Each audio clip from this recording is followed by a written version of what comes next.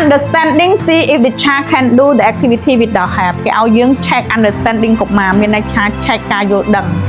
press កុមារនៅពេលដែលកុមារអាចស្នើសុំនឹងការជួយ